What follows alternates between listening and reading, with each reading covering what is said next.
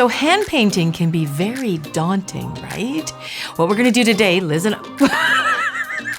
that's what we're gonna do today. We're gonna paint an emoji on the nail within 5 steps, 5 easy steps. Let's get started.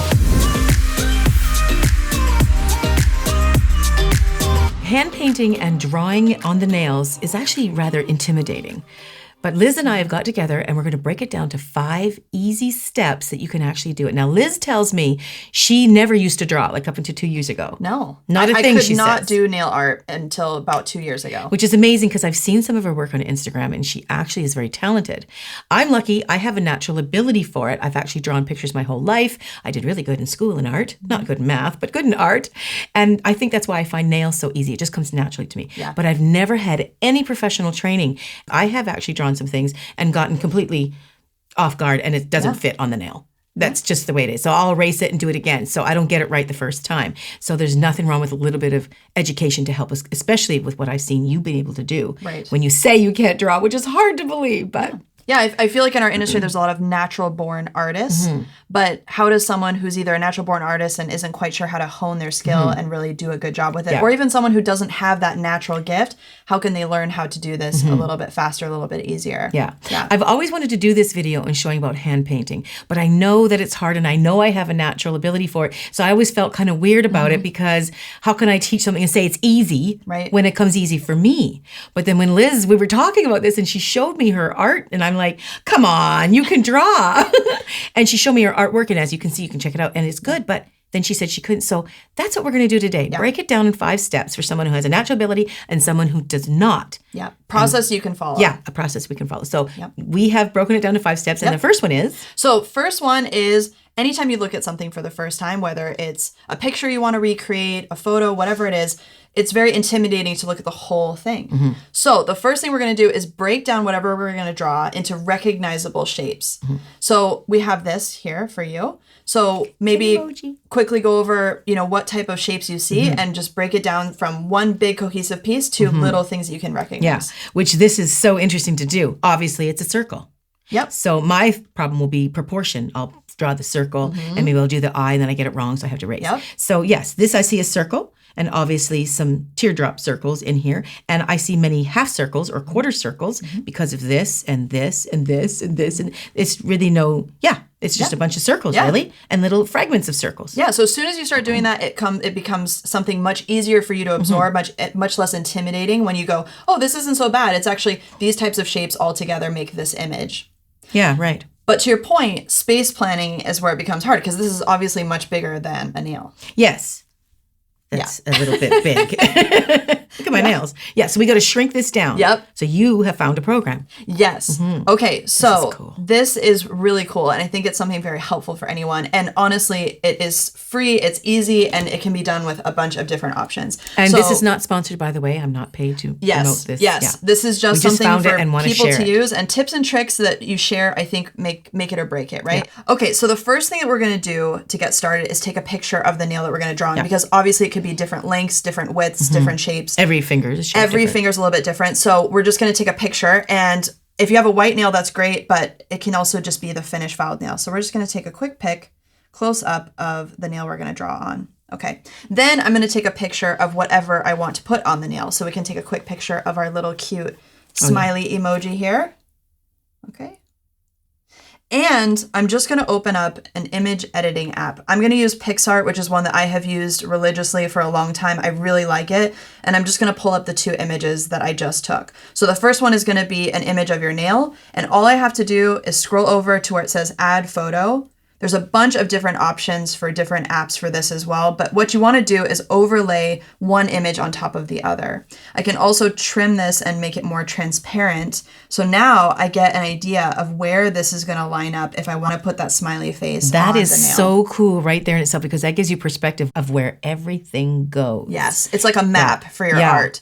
And you can also add guidelines too. So you can add some straight lines if you want to get even more technical, add some quadrants there so you can split the nail into little little spaces. Yeah. And that's kind of how people do murals, is break it all down into sections. It's really smart to do it that way. So you can overlay, and now you get an idea for where things are going to go on the nail in order to fit this whole image on the nail that you're going to This is very strategic, because as an artist for myself, what I will do is I'll just grab and I'll start with the eye and I'll start drawing, and I'll find, oh, that's bigger. And then by the time I get the other eye and the nose, I've only got a part of the face on the little thing that I'm painting. So this is great strategy. I'm not a strategy. I paint emotionally.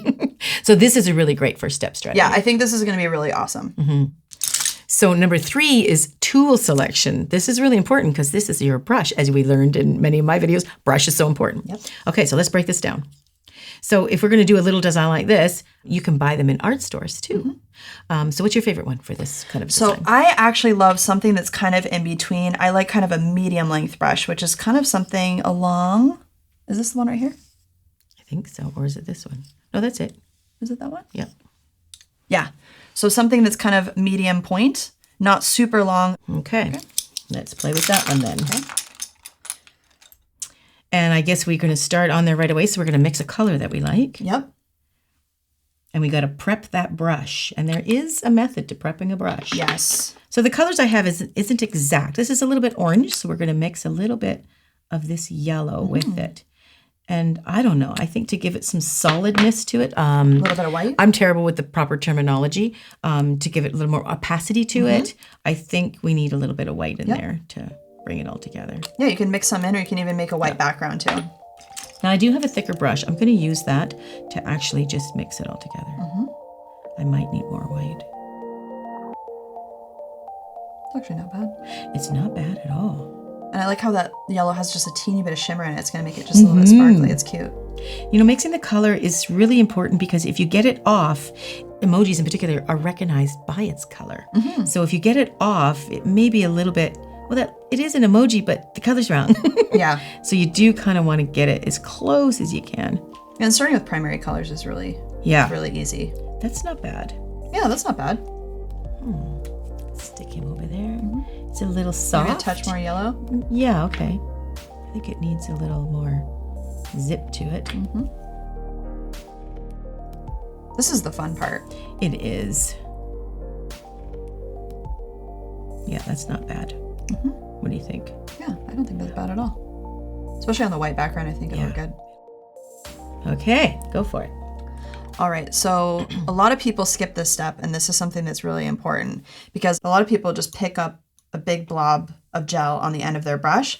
But as you can see, I've got way too much product on the end and I don't have enough control over the product. So what we really want to do is think about our brush like a little fountain pen. Think about the bristles soaking up that product. So really work your brush, get the bristles to kind of separate and get smooth. You can kind of pat and pull. And also what I like to do is kind of pull and twist. That way I get nice, even coating all through my bristles and I'm going to have much more control over my product. I'm a twirler too. I do that with my acrylic brush. And the reason being that I like to keep that point on there. I don't want to lose that. Yep. So really take care in actually loading up your brush, especially with longer bristles. If you're doing stripes, thin lines, you really want to take some time to load up the product on your brush and get it coated evenly.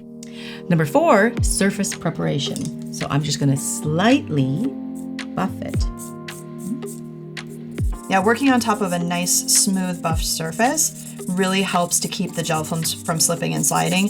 A lot of people, they try and paint right on the inhibition layer of the gel polish, the sticky, slippery layer, and it can kind of make all your art into a blob. So a quick tip is just to buff it, clean it, and make sure it's all nice and smooth. And then just remove the dust. Yep. Okay. Here we go. So I'm painting this upside down and put the picture upside down. I'm painting upside down. I can turn it like this, but I think I'll see if I can do it like this. Yeah. So, and you can see this circle, the little sides of it are off.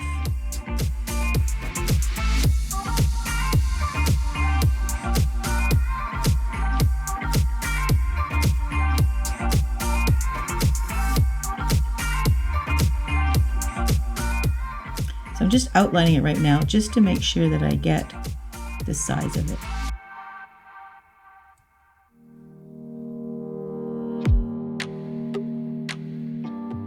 Better go this way to see. And then I'm going to paint the whole thing yellow. Yeah, and having that buff surface really helps. It's not going to spread out or bleed on you, so it gives you a lot of control. And because this is an emoji and you're hand drawing, it doesn't have to be a perfect circle because this is, again, hand-drawn art. It's not a stamp, so it doesn't have to look perfect. Yeah, that's what's cool about it.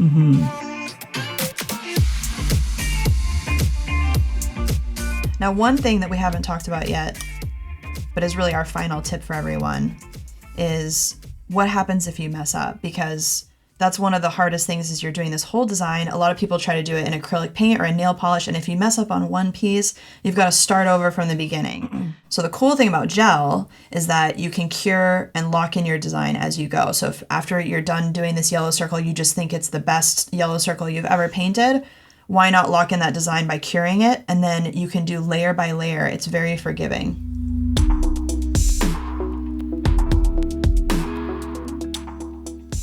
A little fur in there. Is my cat in this room? Because I think a part of him is. You might not even be able to see it once you do it. No, I don't think so. Okay, so I'm going to nuke that. I better move this. Yep. That looks good. The yellow is actually perfect. It is. It's not bad at all. Yeah, it looks perfect over that white good. background.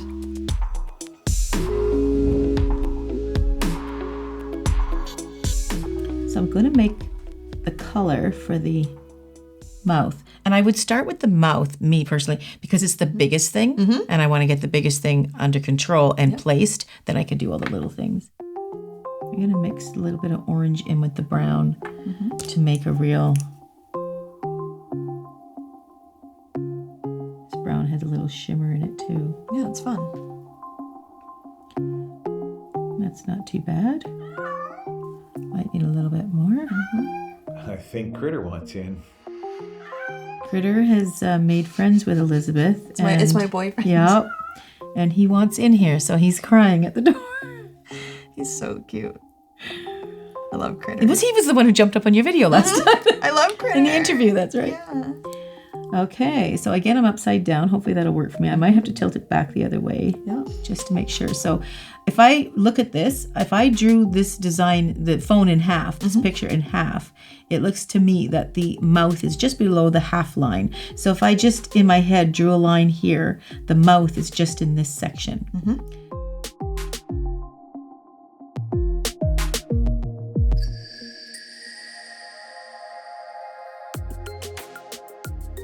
I'm going to follow the bottom half circle a little bit. Yeah, it's so nice to have a map. Yes.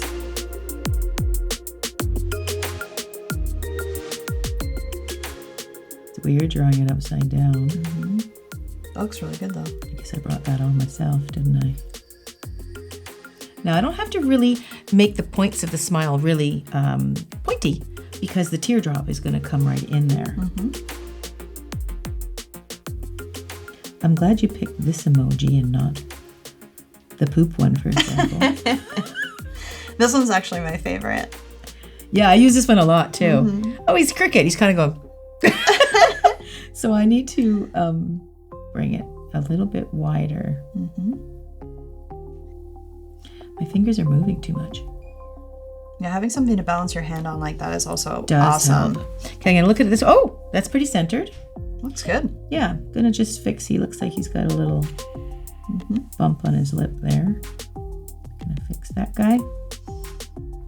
It's still a bit of a bump, but It's nice that gel doesn't dry either until you put it in the lamp. You have your time to play around. so I'm gonna nuke this over here so I don't cure my gel. We got a smile, we do. Okay, I'm gonna draw some angry eyebrows. I did that as deliberate because we want to show you that this is number 5. Yep.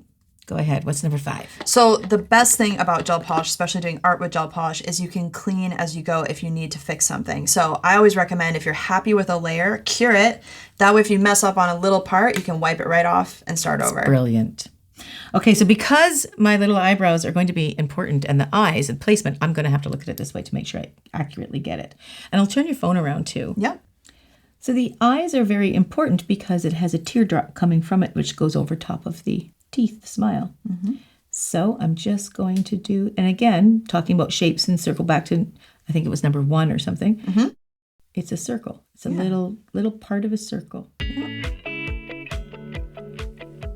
And I'm going to do the exact same thing on the other side.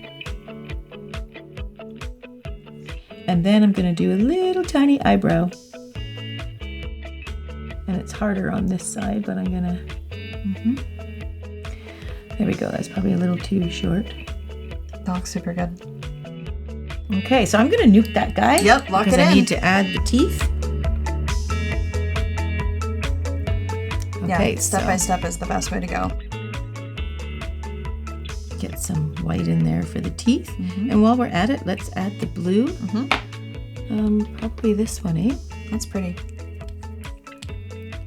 It's about the right color. It is. It's got a bit of shimmer. I don't think that'll interfere. Yeah, should be all right. Sometimes when there's a shimmer, there's a little bit less of pigment, I find. But we'll see if that works. Try it out. We're almost there. Doesn't take long, does it? No. Okay. It looks so good. Clean this. It's cute, isn't it? It's so cute. Just a few little lines here and there in the right color. It's so cute. We've already got got an the emoji. face. Yep. Yeah. Now I'm just adding the little teeth in here. Yeah, kind of like a little rectangle maybe. Yeah. Make sure that the teeth you see on the sides are kind of blunt. And you can see how loading up that brush really makes a big difference. Sure does. That is awesome. I'm going to flip it around. Yeah, that looks all right. Looks so cute. I'm just going to do another little white in there just to make it intense white. Yep. Make sure that's, yeah, that looks good. That looks so freaking good. Yeah, it's adorable. Okay, let's get those little teardrops in there. Yeah, this is what makes it. It's so funny. So funny, you're crying laughing. That's right.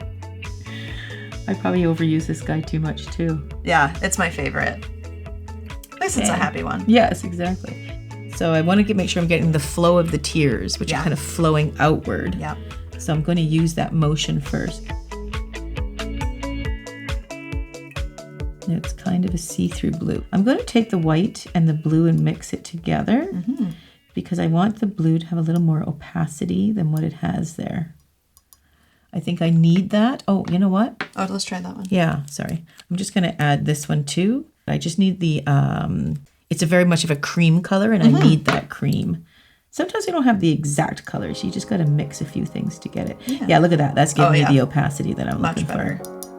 That's brilliant. Yeah.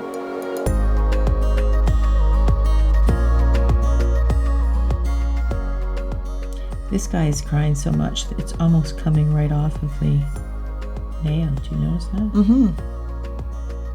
Off the edge a little bit. Yeah.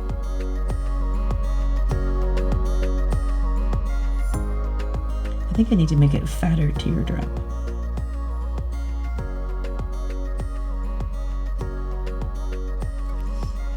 I think it needs to be a little more solid up in here. Yeah, and depending on the gel polish you're using, sometimes you can also just cure one layer, add another coat, go back and add some detail. And that might be happening here. Yeah. So this, I think I have to turn it this way to get my motion of that teardrop coming out.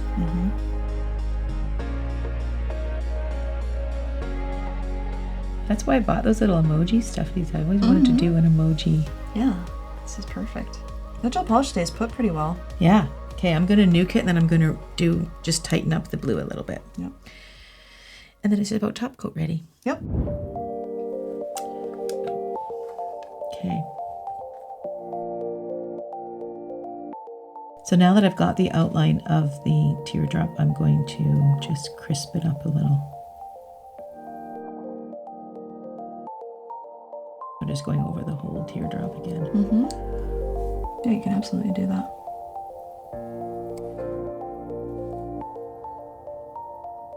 Yeah, it's good to think in layers. Yeah. That's probably the one big difference between doing pen and, pen or pencil drawings Yes. And painting is, you have to think a little bit in a layering manner. So here we go. Cute. You pretty much nailed it. Let me give it a little nuke. One thing I like about top coats is, I know we didn't include it as a step because that's more of an artistic thing, but the steps are how to get this design, is it just makes it all smooth. You'll see that when we put the top coat on. It does. Yeah. Top coat really finishes everything. Yeah, sometimes you're like, it looks a little rough, and then you put the top coat on, it smooths it right out. Yep. Yeah, and you can toy with different effects too, shiny versus matte. Some designs look better matte versus shiny. Yeah. Yeah. I think he would look good matte or shiny, this little fella. Absolutely. Okay, let's see the magic of the top coat. I love the top coat moment. Look at that.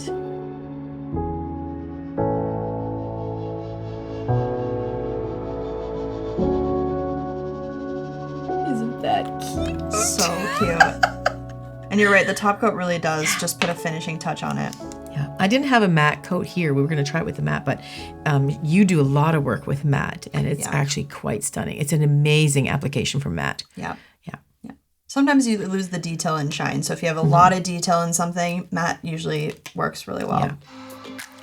Okay, well, let's check out the reveal, and we'll also show the picture of the phone too, so you can really see how the placement and all the top 5 things that we mentioned. Let's check it out.